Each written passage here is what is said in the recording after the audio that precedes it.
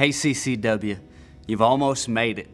I've enjoyed this journey, most of it with you. Some of it's been hard, I'm not gonna lie. But I'm hoping that God has really filled you through this process of fasting and getting closer to Him.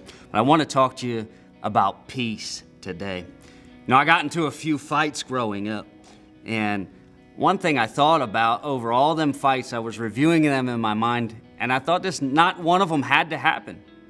Not one of them, not one punch had to happen. There were better solutions. And I know you're wondering, so yes, I won all of them, except for one. And I still got the scars on my face. If you come and see me, I can show you from that fight. James 4 says this though, where do wars and fights come from among you? Do they not come from your desires for pleasures that war in you? It says you lust and you do not have. You fight and war and cannot obtain, and you have not because you ask not. You see, fighting and strife come from a selfish place. So today, have you been angry? Have you been bitter? Have you had strife in your life? Are you worried or on edge? The scripture says they come from desires of our own pleasure. In other words, they come from wanting my own way. I have strife because I want my own way and I don't want to give it up to the Lord and what's best.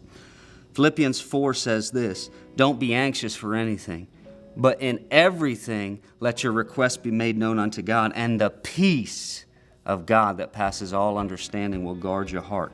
So we get peace from surrendering our will to God and not having our own way. So today I want you to fast for peace. And it allows us time to give up our own way. That's why you're cutting back on something that gets between you and God. You're holding back on something that maybe you had pleasure in so that you can be alone with God. So fast today for peace.